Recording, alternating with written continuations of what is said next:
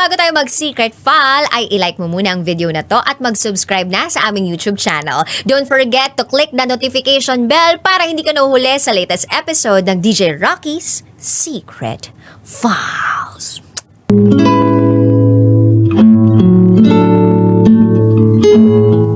And now, it's time for DJ Rocky's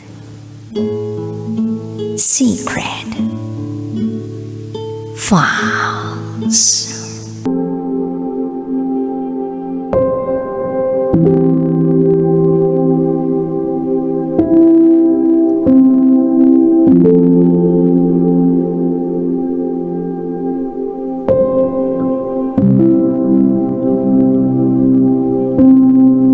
Hanggang ngayon, ang alam nila ay virgin pa ako. Pero ang totoo, hindi na.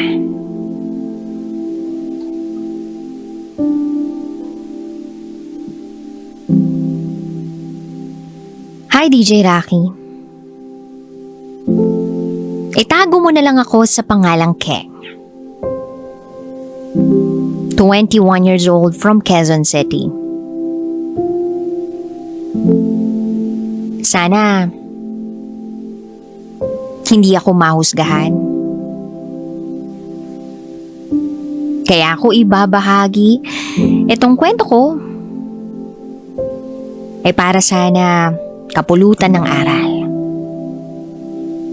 This is my secret file.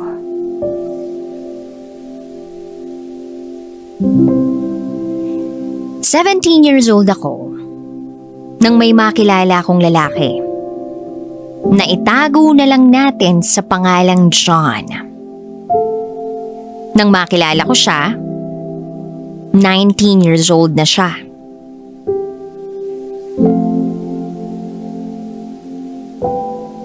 Nakilala ko siya through my best friend. Dati siyang classmate ni John. Same school din kami ni John nung araw na yon, kaya lagi ko rin na siyang nakikita tuwing kasama ko yung best friend ko. Nung una naman, wala akong pakialam sa kanya. Although, hindi maitatanggi, nagwapo siya. May tinatago ring talino, pero maloko. Kilala siya sa school dahil lagi siyang laman ng guidance. Ako, isa sa mga Girl Scouts. Maraming nagre-report sa kanya dahil sa kalokohan nila ng mga classmates niya.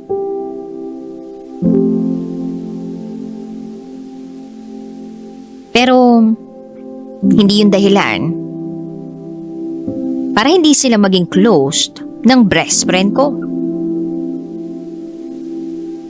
Itong si John, laging kasama ng best friend ko tuwing break time namin. Ultimo pagkain inihingi. Then araw-araw na kaming nagkikita.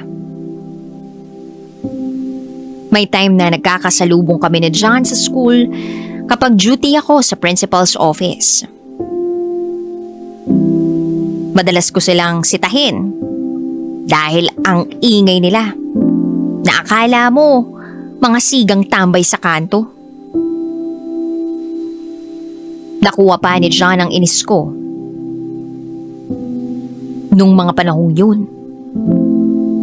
Dahil pati ako, hindi rin nakaiwas sa pang-aasar niya.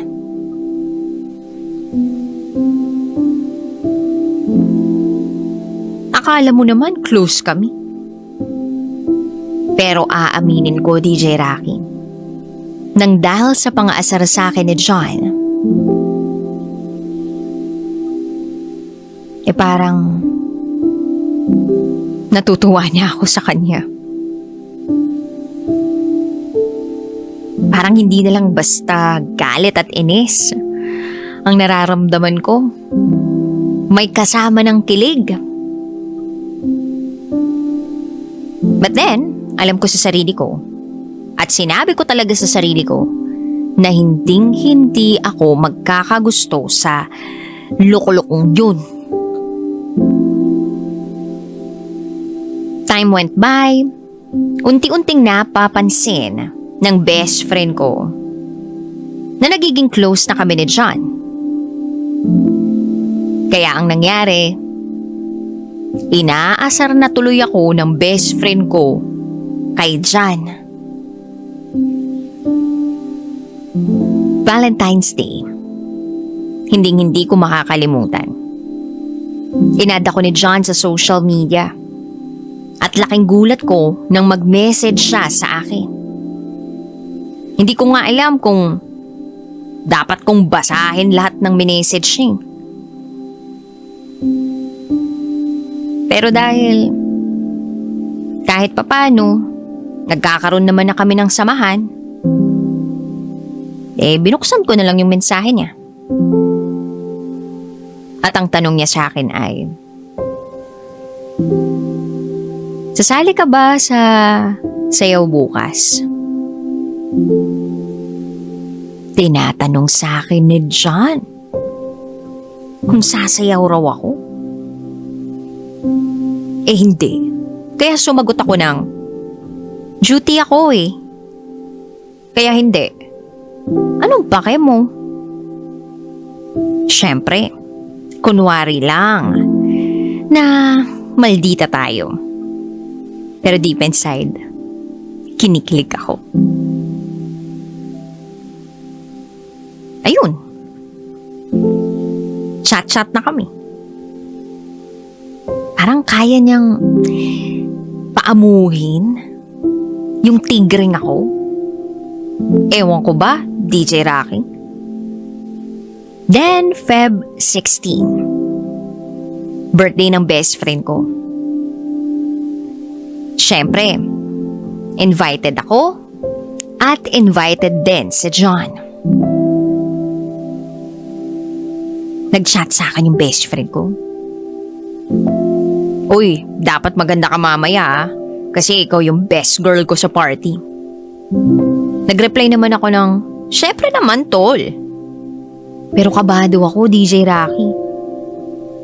6 PM ang start ng party ng BFF ko. Kaya bago mag 6 PM nag-makeup na ako at nagsuot na ako ng dress. Tiningnan ko yung itsura ko sa harap ng salamin. At masasabi ko na isa na yun sa pinakamatino at pinakamaganda kong itsura sa buong life existence ko. So eto na nga. Dumating na ako sa venue.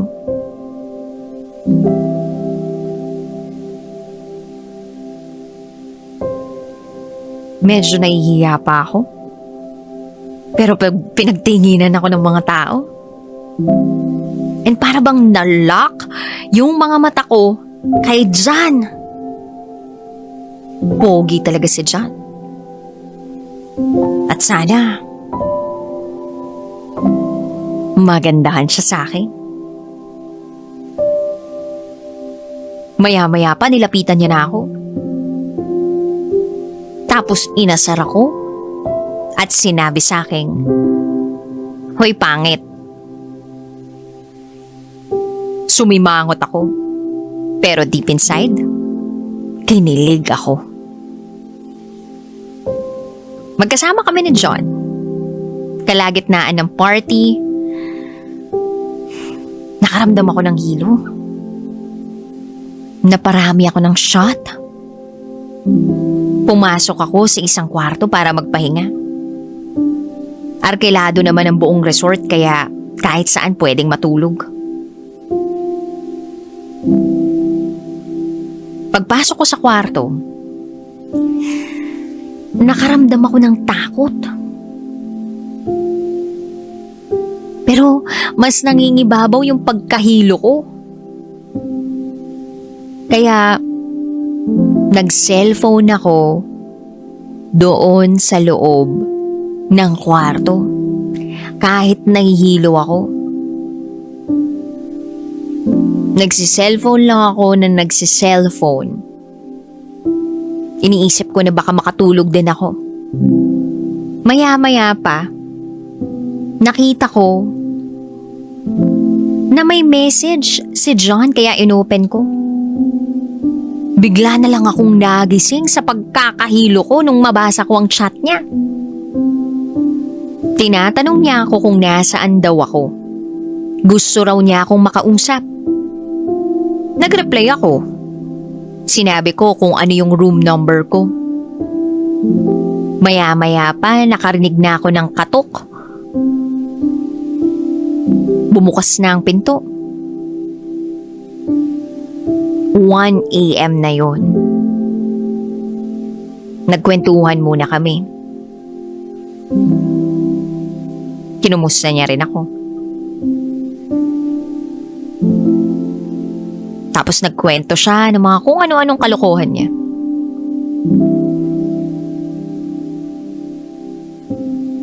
Ipipikit ko na sana yung mga mata ko, DJ Rocky.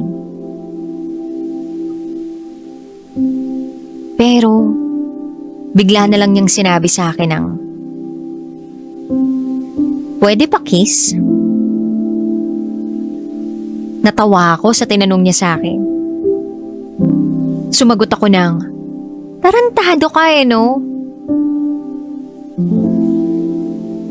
Tapos sabi ko sa kanya, "Sige na, umalis ka na at matutulog na ako."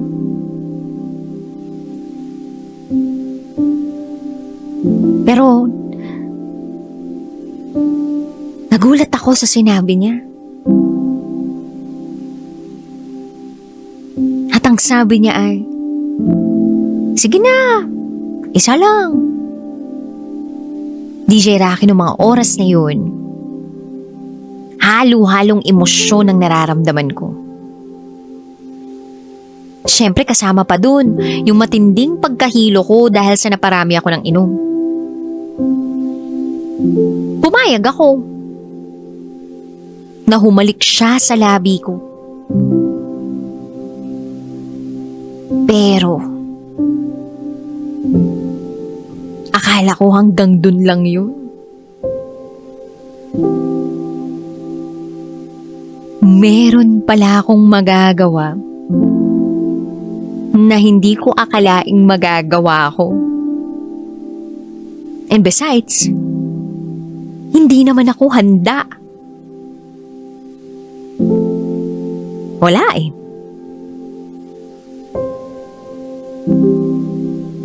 Damang-dama ko yung excitement, yung kaba, yung kilig. Kaya wala na akong nagawa. Akala ko hanggang dun lang yun. Bumitaw na ako at umastang ayokong mangyari ang gusto niya. Pero mapilit siya at sinabing, "Niwala ka, walang makakaalam nito."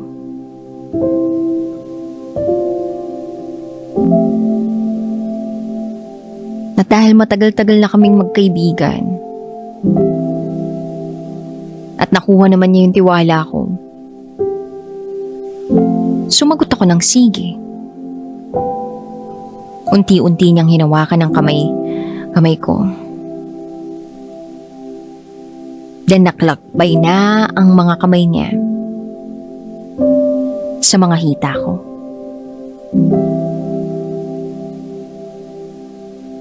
Pabilis ng pabilis ang ginawa niya.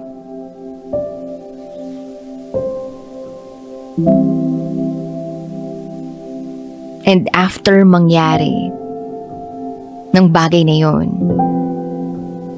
and dun lang ako nahimasmasan. Nakaramdam ako ng takot. Natapos yung party, nag-uwian na rin sila John. Pero ako, Sinabay ng family ng best friend ko. At habang nasa biyahe kami, hindi ko alam kung sasabihin ko ba sa best friend ko ang nangyari. Kaya medyo tulala ako. Lutang, na para bang wala sa sarili. Hanggang sa nakarating na kami sa bahay namin.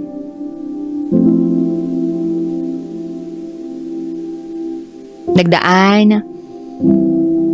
ang araw. Wala kaming chat ni John sa isa't isa. Naisip ko na baka nahihiya din siya tulad ko.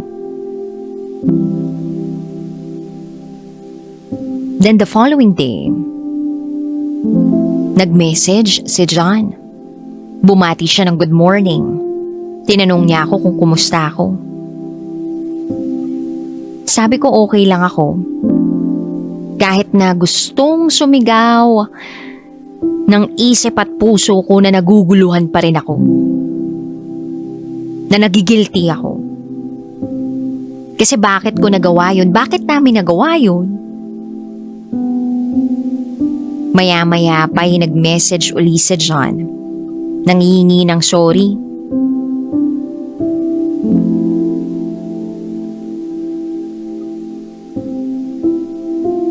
Pero nagulat ako.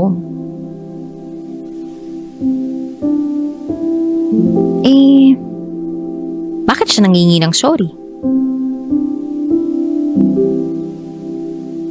Wala man lang siyang sinabing explanation dun sa sorry niya? Wala man lang siyang nabanggit na nagawa niya?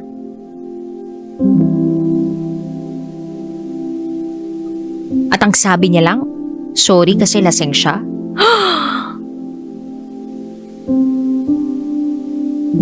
Yun yung kadalasang naririnig ng mga babae. Kapag merong lalaking gumalaw sa kanila. Kaya dumagdag sa isipin ko kung ginusto rin kaya ni John ang nangyari sa amin o baka dahil lasing lang din siya. Mabaliw-baliw ako kay iisip. Kaya nag-reply ako kay John at sabi ko, okay lang. Sana sa atin na lang yung nangyari. Medyo matagal na bago niya nakita yung message ko. Then dumating ang Lunes. Makikita ko uli si John. Kinalma ko ang sarili ko. Then nakita ko si John at ang mga kaklase niya. Ewan ko ba sa sarili ko kung bakit ako nakakaramdam ng hiya? Pati takot. Na baka ano ang sabihin ni John sa akin, na baka pagsabi ni John ang nangyari sa amin sa party. Pero nagulat ako nung lumapit sa akin si John, binati niya ako ng nakangiti. Agad din ako nag-hello sa kanya. At doon ko napagtanto sa sarili ko na mahal ko na pala si John.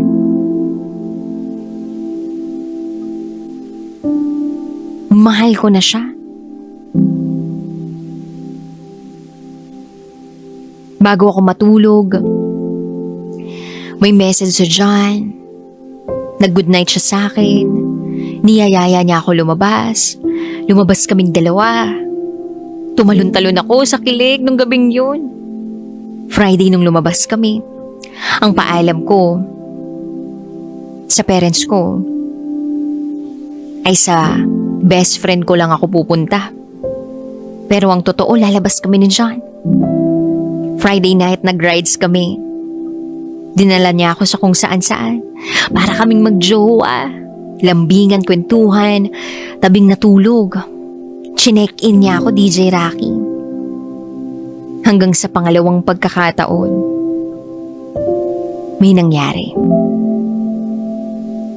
Fast forward to October 23. Naging kami ni John both sides. Alam, legal ang relasyon namin. Maalaga si John bilang boyfriend. Bukod sa mahaba ang kanyang pasensya, ay mabuti rin siyang anak sa mga magulang niya. 1 year. 1 year ang itinakbo ng relasyon namin. Dumating yung time na unti-unti kong nararamdamang nag-iiba siya.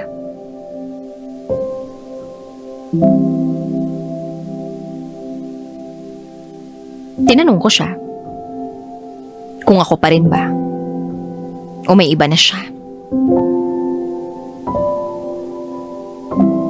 At ang sagot niya sa akin, itigil na namin ang lahat.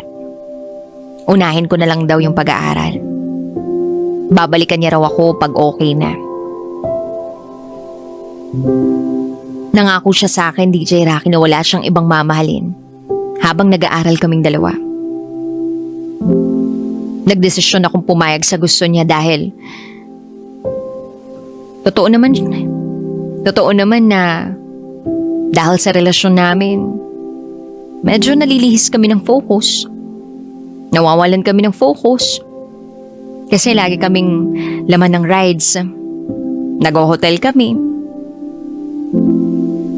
Kaya kahit masakit sa akin, tinanggap ko yun. Up until now, close kami ni John. At ako pa rin ang girlfriend niya. Or should I say, acting girlfriend niya. Sa ngayon, ang alam ng mga taong nakapaligid sa amin ay virgin pa ako. Na puro pag-aaral lang ang inaatupag ko. Pero ang totoo, hindi na. Sa mura kong edad, naisuko ko ang sarili ko sa taong mahal ko. Sana balang araw ay maging kami na ni John. Sa tamang pagkakataon, sa tamang sitwasyon, at sa tamang oras. Sana hindi magbago ang pangako niya. Sana matupad niya yun. At itutuloy ko ang buhay ko. Umaasa na lahat ng yun ay mangyayari. Hanggang dito na lang po, DJ Rocky. Muli, ako si Keng. At ito, ang aking secret file.